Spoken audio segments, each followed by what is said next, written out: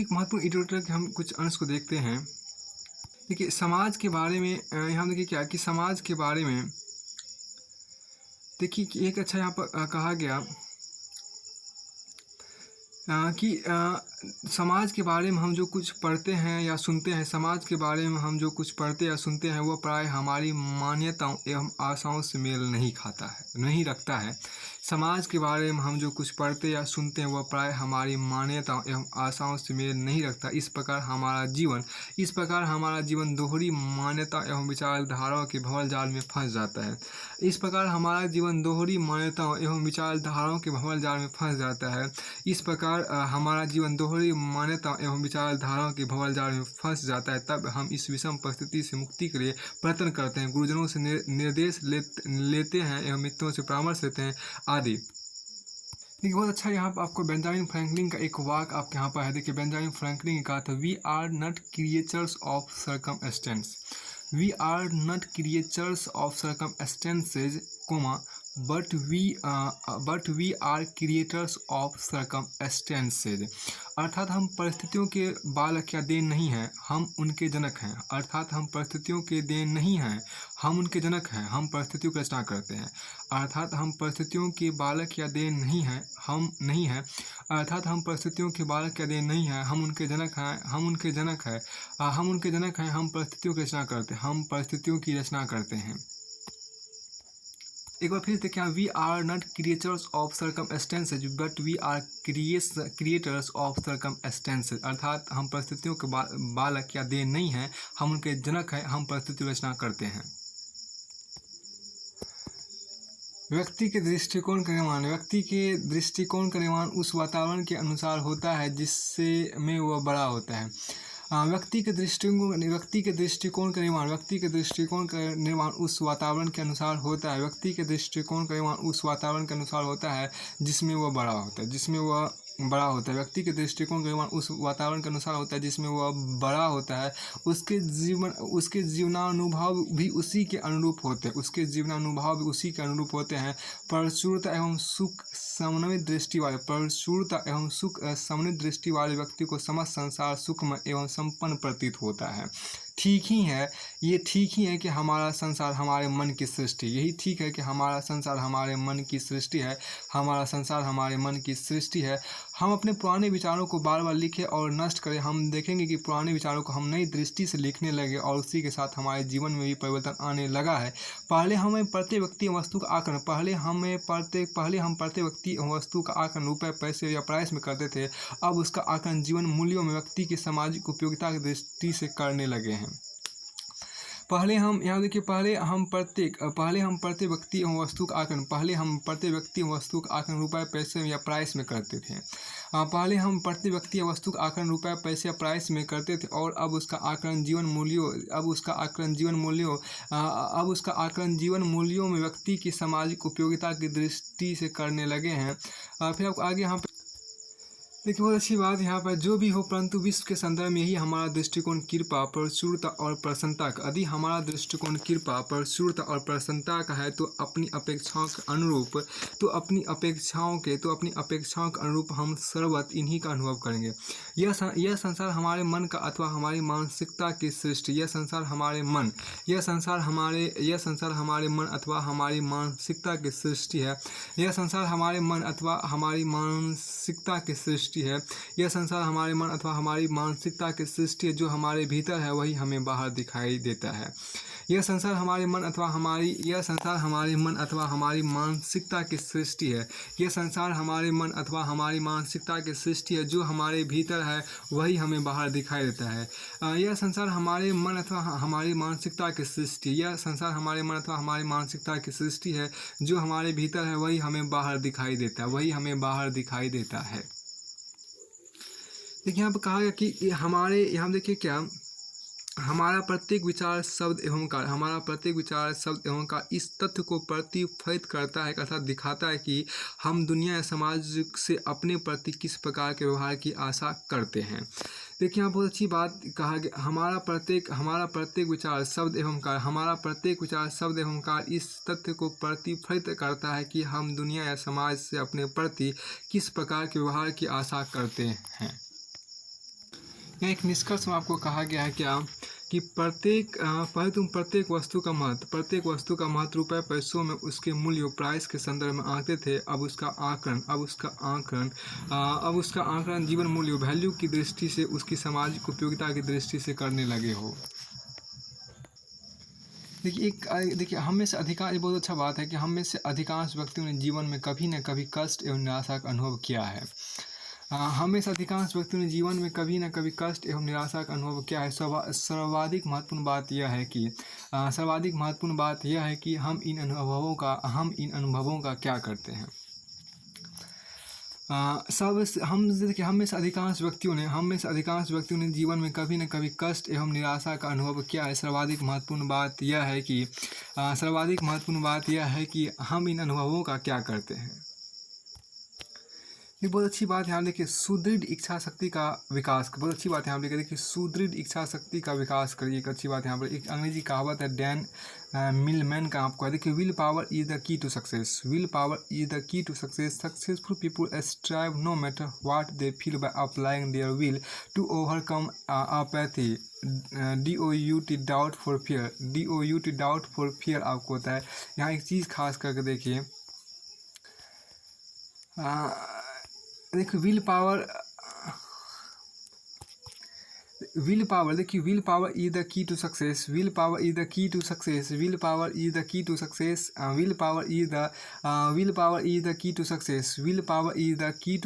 Successful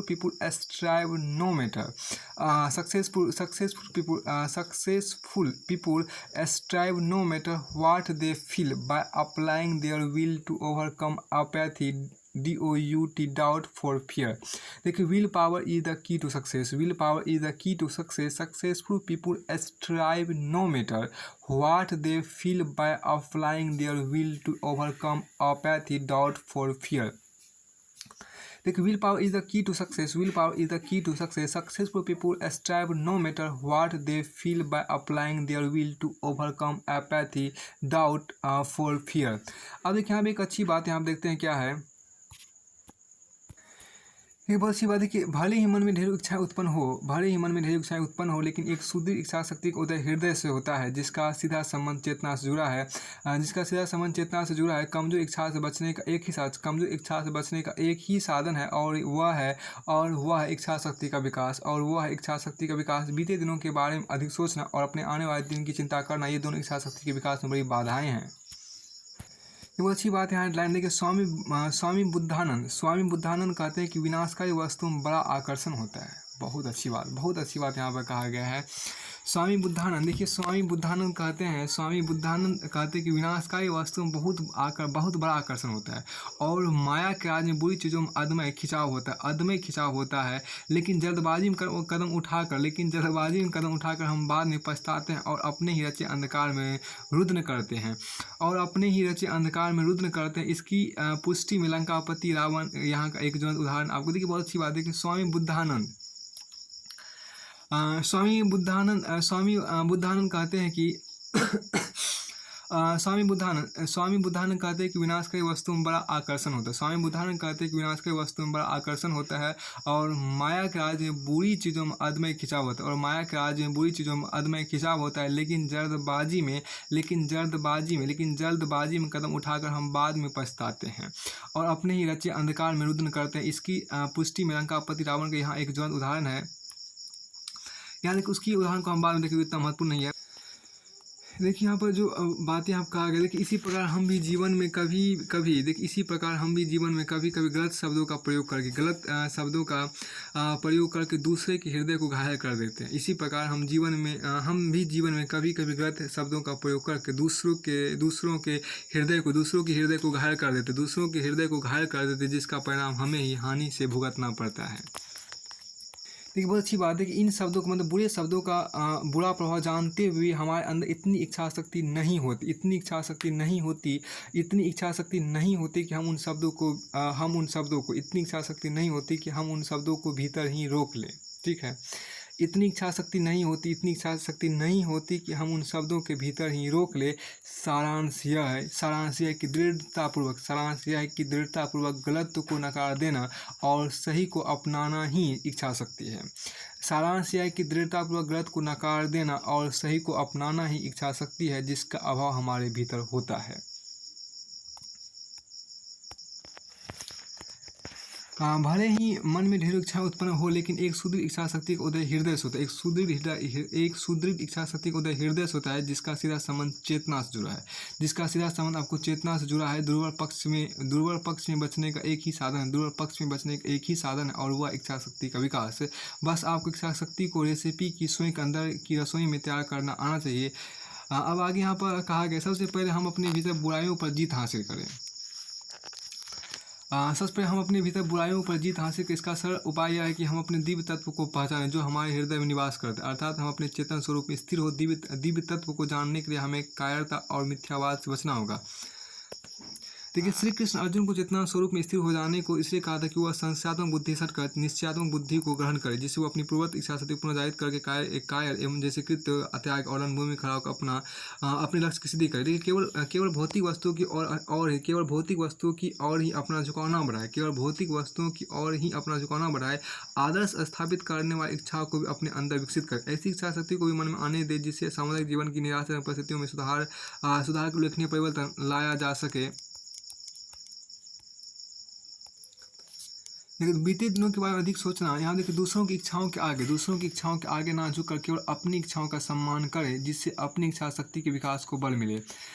बीते दिनों के बारे में अधिक सोचना और आने वाले दिनों की चिंता करना, ये दोनों इच्छा शक्ति के विकास में बड़ी बात है। अतः हम अपनी मानसिक ऊर्जा को व्यर्थ ही नष्ट होने से बचाएं, जिससे इच्छा शक्ति का विकास क्रम निरंतर जारी रहे। ध्यान रखें ऊर्जा नष्ट होती है, देखिए ध्यान रखें ऊर्जा नष्ट होती है व्यर्थ चिंतन से। बहुत अच्छी बात, देखिए ध्यान रखें ऊर्जा नष्ट होती है व्यर्थ चिंतन से, व्यर्थ की चिंता से, व्यर्थ की बातों में। ध्यान रखें ऊर्जा नष्ट होती है, ध्यान रखें ऊर्जा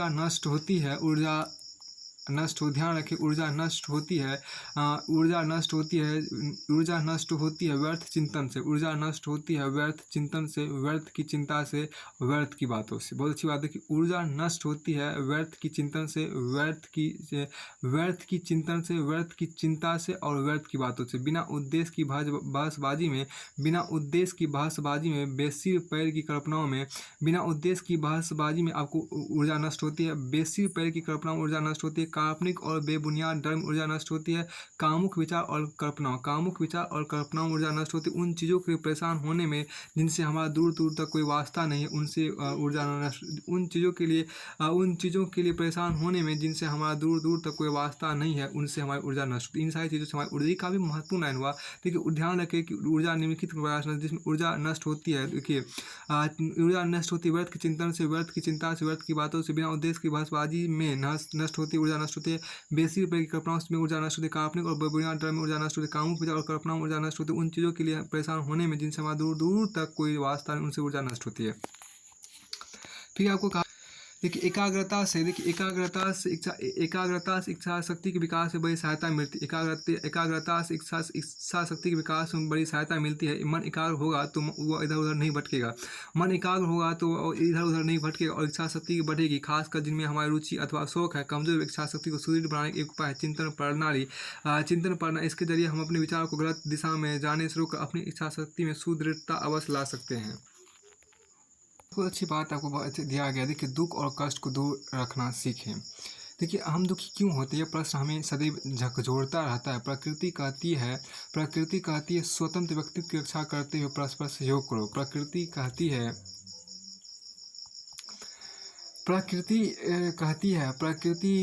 स्वतंत्र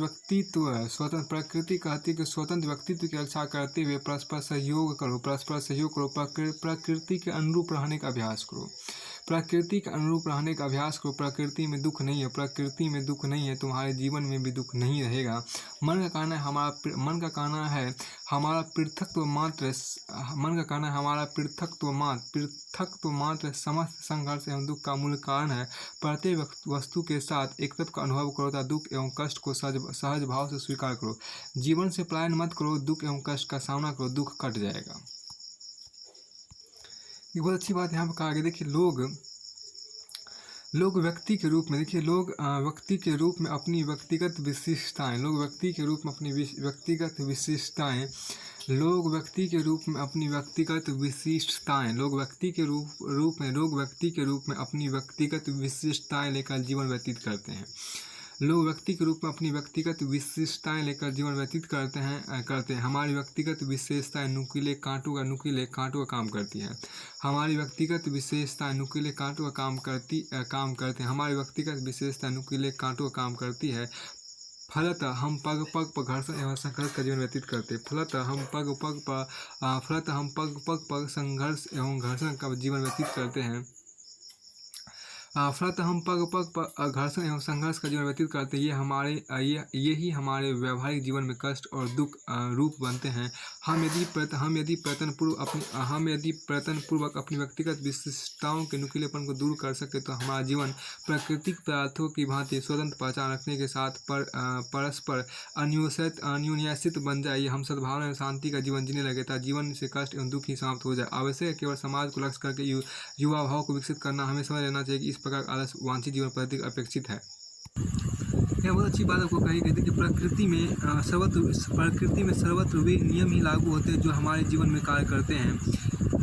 आपको देखिए प्रोफेसर डेविस ने लिखा है कि प्रकृति में सर्वत्र वे नियम ही लागू होते हैं जो हमारे जीवन में कार्य करते हैं।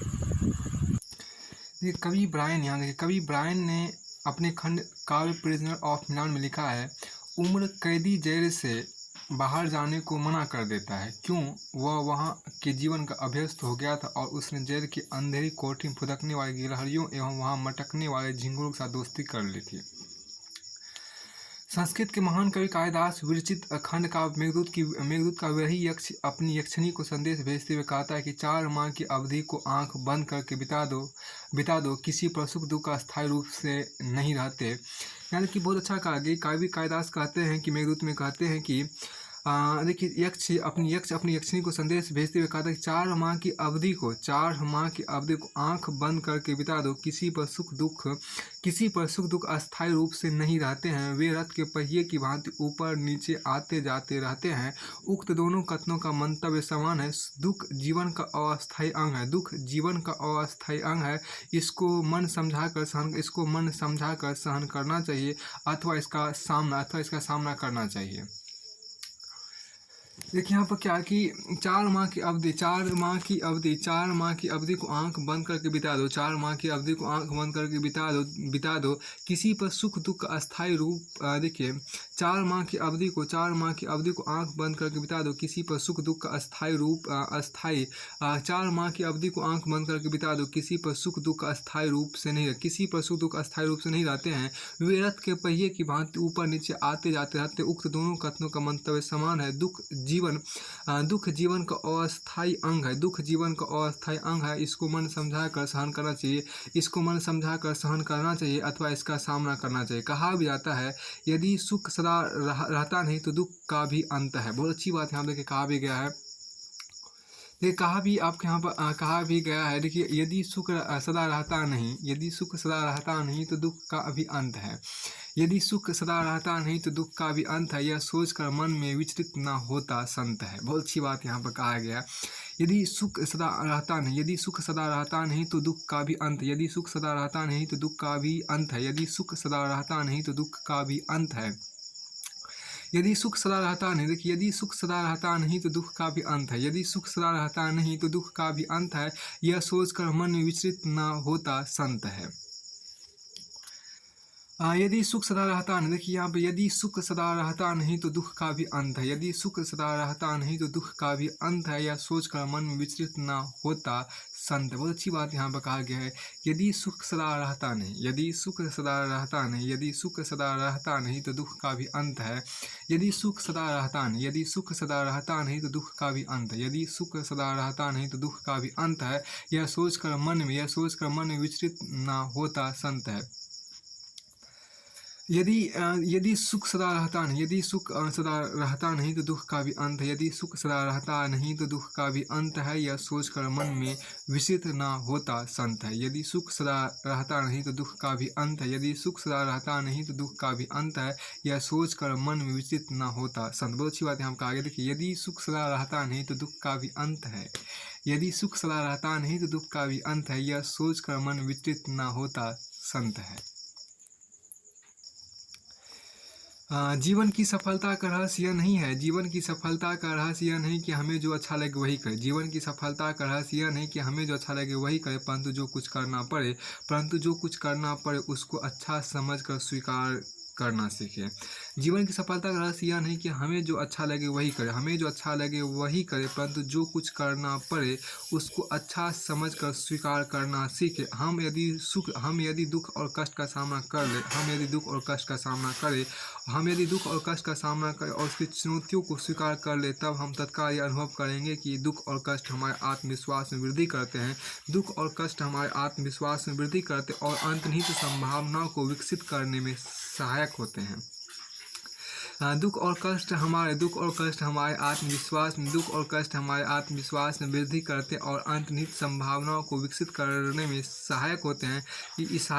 बाह्य प्रकृति और अन्य प्रकृति के प्रत्येक स्तर पर यह सीख कि कोई भी प्राणवान वस्तु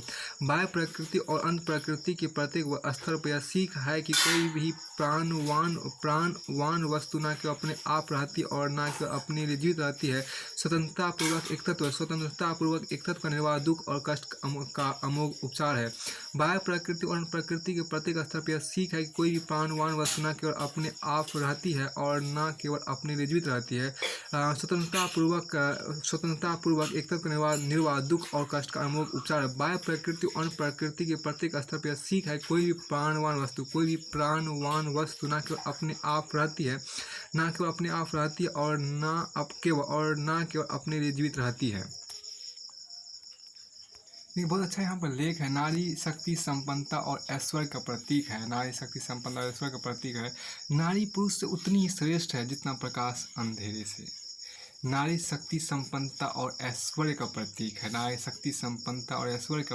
है। नारी पुरुष से उतनी ही श्रेष्ठ है जितना प्रकाश अंधेरे से है। देखिए यहाँ पर बहुत अच्छी बात है यहाँ पे कहा गया। देखिए नारी शक्ति का प्रतीक है, परिवार के मान सम्मान का प्रतीक है। जहाँ नारी की पूजा की जाती है वहाँ देवता निवास करते हैं। जिन परिवारों में नारी का अपमान किया जाता है वहाँ सभी प्रकार की पूजा करने के बाद भी देवता निवास नहीं करते।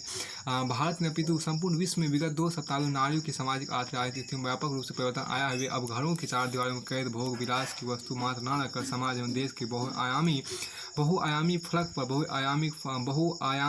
पर नित्य नई ऊंचाइयों को छूते हुए कीर्तिमान स्थापित कर रही है।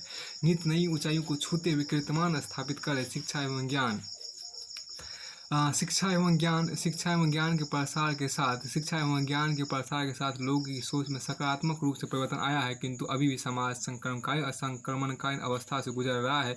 परिवर्तन के इस दौर में परिवर्तन इस दौर में समाज और नैतिक मूल्यों की भारी गिरावट दर्ज हुई है। जीवन भौतिकवाद दृष्टिकोण का इतना एक पक्षीय हो गया कि सुर असुर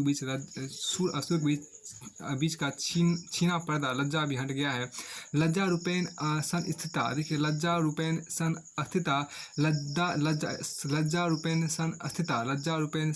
का मतलब है कि लज्जा ही सदाचार बनाए रखती है। लज्जा ही सदाचार बनाए रखती है और अनाचार में प्रवेश से रोकती है। लज्जा रूपेण संस्थिता। देखिए लज्जा रूपेण संस्थिता, लज्जा रूपेण संस्थिता, लज्जा ही सदाचार बनाए रखती है, लज्जा ही सदाचार बनाए रखती है, लज्जा ही सदाचार। देखो लज्जा रूपेण संस्थिता, लज्जा रूपेण संस्थिता, लज्जा रूपेण संस्थिता, लज्जा रूपेण संस्थिता। यहाँ पर मतलब इसका ये मतलब होगा लज्जा ही सदाचार, लज्जा ही सदाचार बनाए रखती है और अनाचार में प्रवेश रोकती है। लज्जा ही सदाचार बनाए रखती है और अनाचार में प्रवेश रोकती है। लज्जा के पीछे कई भय रहते हैं, लज्जा के पीछे कई भय रहते हैं। उसी से व्यक्ति मर्यादा में रहता है, उसी से व्यक्ति मर्यादा में रहता है। मर्यादा वह गुण है जो व्यक्ति के अन्य सभी गुणों को सही दिशा देता है। मर्यादा वह गुण है जो व्यक्ति के अन्य सभी गुणों को सही दिशा देता है। मर्यादा वह गुण है जो व्यक्ति के अन्य सभी गुणों को सही दिशा देता है। मर्यादा वह गुण है जो व्यक्ति के अन्य सभी गुणों को सही दिशा देता है। व्यक्ति की कार्य क्षमता में विस्तार करता है, व्यक्ति की कार्य क्षमता में विस्तार करता है, व्यक्ति को अहंकार की भावना से परे रखता है। नारी को लज्जा रूप आभूषण, नारी को लज्जा रूपी आभूषण प्रदान करता है, नारी को लज्जा रूपी आभूषण प्रदान करता है और वीरों को जितेंद्रिय बनाता है आदि।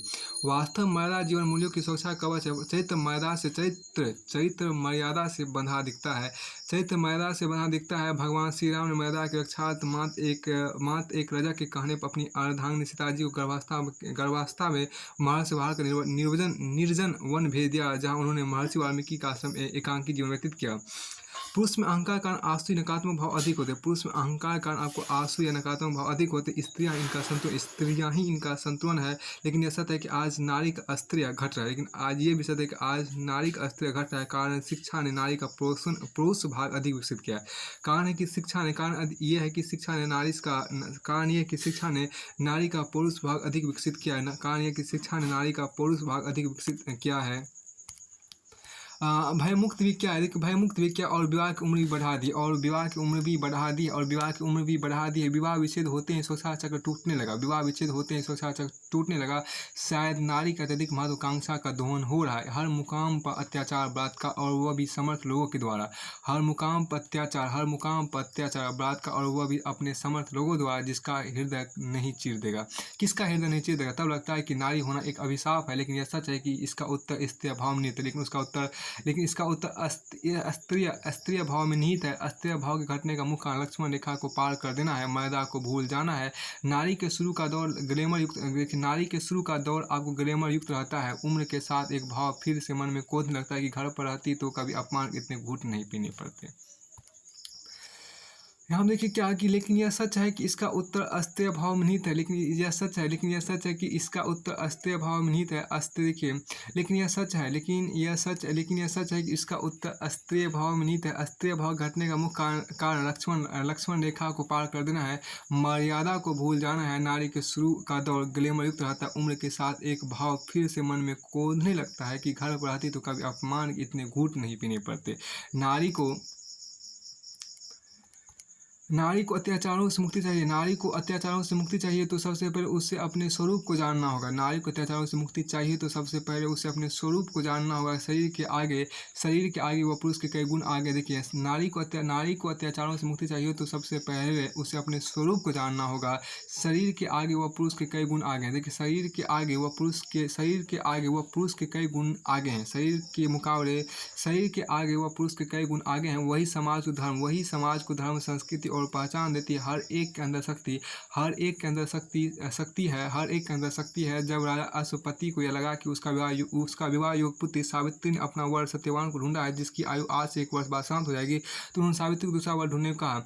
इस पर पुत्री ने कहा, पिताजी पत्थर का टुकड़ा एक बार ही उससे अलग होता है, कन्यादान एक बार ही किया जाता है, और मैंने किया ऐसा संकल्प एक बार ही होता है।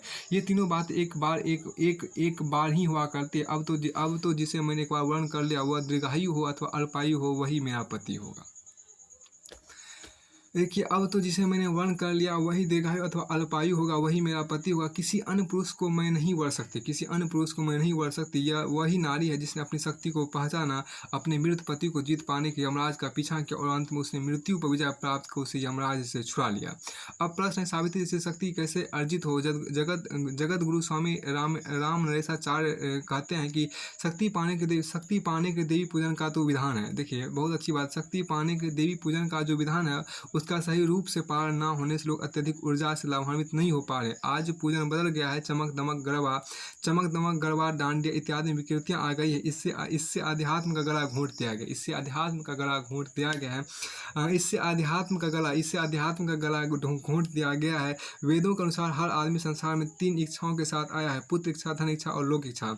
वेदों के अनुसार देखा जाए तो हर आदमी संसार में तीन इच्छाओं को साथ लेकर आया है, पुत्र इच्छा, धन इच्छा और लोक इच्छा। एक वेदों ने इसकी इच्छा नहीं कहा, वेदों ने इसकी इच्छा नहीं कहा, सिर्फ भोग या काम की आनंद की, देखिए सिर्फ भोग या काम ही आनंद की चरम परिणति नहीं है। काम की चरम उत्पत्ति, देखिए काम की चरम उत्पत्ति पुत्र उत्पत्ति है। काम की चरम उत्पत्ति पुत्र उत्पत्ति है। पुत्र भी संस्कारवान धार्मिक विद्वान हो, धार्मिक विद्वान हो, जो परिवार एवं समाज को समृद्ध कर सके। वास्तव में सही रूप से शक्ति उपासना भाव का आज ही हमारे चरित्र पतन का कारण है। इसी से आज दुष्कर्मों की संख्या दिनों दिन बढ़ रही है। चरित्र निर्माण की शुरुआत हमें घरों से ही करनी पड़ेगी। नारी शक्ति का अपमान, देखिए नारी शक्ति का अपमान रोकने की शिक्षा पद्धति में बदलाव लाना बेहद जरूरी है। लिंगानुपात, नशीले पदार्थों का सेवन, तामसिक भोजन, जीवन में बढ़ती प्रवृत्तियां, अश्लील विज्ञापन और फिल्मों की वजह से बलात्कार जैसे अपराध बढ़ रहे हैं। हम पेशेवर लोग तो तैयार कर रहे हैं, लेकिन जिम्मेदार नागरिक नहीं बना रहे हैं। हम पेशेवर लोग तो तैयार कर रहे हैं, लेकिन जिम्मेदार नागरिक नहीं बना रहे हैं। हम पेशेवर लोग तो तैयार कर रहे हैं, लेकिन जिम्मेदार नागरिक नहीं बना पा रहे हैं। हम पेशेवर लोग तो तैयार कर रहे हैं, लेकिन जिम्मेदार नागरिक नहीं बना रहे हैं। शिक्षा ऐसी होनी चाहिए जिससे हमारी सामाजिक प्रतिबद्धता हो। बहुत अच्छी बात यहाँ पर कहा गया है। हम पेशेवर, देखो यहाँ पर क्या कि नारी शक्ति का अपमान रोकने के लिए शिक्षा पद्धति में बदलाव लाना बेहद जरूरी है। लिंगानुपात, नशीले पदार्थों का सेवन, तामसिक भोजन, जीवन में बढ़ती प्रवृत्तियां, अश्लील विज्ञापन और फिल्मों की वजह से बलात्कार जैसे अपराध बढ़ रहे। बहुत अच्छी बात है कि नारी शक्ति का अपमान रोकने के लिए शिक्षा पद्धति में बदलाव लाना बेहद जरूरी है। लिंगानुपात, नशीले पदार्थों का सेवन, तामसिक भोजन, जीवन में बढ़ती प्रवृत्तियां, अश्लील विज्ञापन और फिल्मों की वजह से बलात्कार जैसे अपराध बढ़ रहे हैं। हम पेशेवर लोग तो तैयार कर रहे हैं, लेकिन जिम्मेदार नागरिक नहीं बना रहे हैं। शिक्षा ऐसी होनी चाहिए जिससे हमारी सामाजिक प्रतिबद्धता हो। शिक्षा ऐसी होनी चाहिए जिससे हमारी सामाजिक प्रतिबद्धता हो। हमारा सम्मान देश एवं संविधान के प्रति हो। देश एवं संविधान के प्रति हो। चारित्रिक एवं नैतिक आधार पर हम ईमानदार हो। हमें युवाओं को नैतिक युक्त शिक्षा, घर में अच्छे संस्कार और अच्छा सामाजिक परिवेश उपलब्ध कराना होगा। हमें युवाओं और युवतियों को नैतिक युक्त शिक्षा, घर में अच्छे संस्कार और अच्छा सामाजिक परिवेश उपलब्ध कराना होगा। यह साहित्य के विचिंतन की बात है। इसके सामने एक चुनौती के रसातल में जा रहे हैं। नैतिक मूल्यों को खींच कर लाए। इसके साथ भी हम इतना साहस जुटाए कि जिस लड़की के साथ दुष्कर्म हुआ हो उसे अपने घर की बहू बना ले। हर नारी के हृदय में मातृत्व का भाव निहित है, भले ही किसी ने अपनी कोख से जन्म नहीं दिया हो। हर नारी में देखियो क्या, हर नारी के हृदय में मातृत्व का भाव निहित है, भले ही किसी ने अपनी कोख से जन्म नहीं दिया हो। उसकी माँ की ममता, देखिए हर नारी के हृदय में मातृत्व का भाव निहित है, भले ही किसी ने अपनी कोख से जन्म नहीं दिया हो। उसमें माँ की ममता है, उसका हृदय स्नेहपूर्ण है, वह त्याग एवं प्रेम की मूर्ति है। पुरुष वर्ग भी समझ ले कि वह नारी एक ब्रह्मा है जो गर्भाशय में पुत्र पुत्री के शरीर रचना करती है। एक मनोवैज्ञानिक है जो उसके अंतर्मन के निकट रहकर उसके अनुकूल सुख पहुंचाती है। देखिए एक मनोवैज्ञानिक है जो उसके अंतर्मन के निकट रहकर उससे अनुकूल सुख पहुंचाती है। और एक आध्यात्मिक गुरु भी जो उसके उज्ज्वल भविष्य के सदैव चिंतनशील बनी रहती है।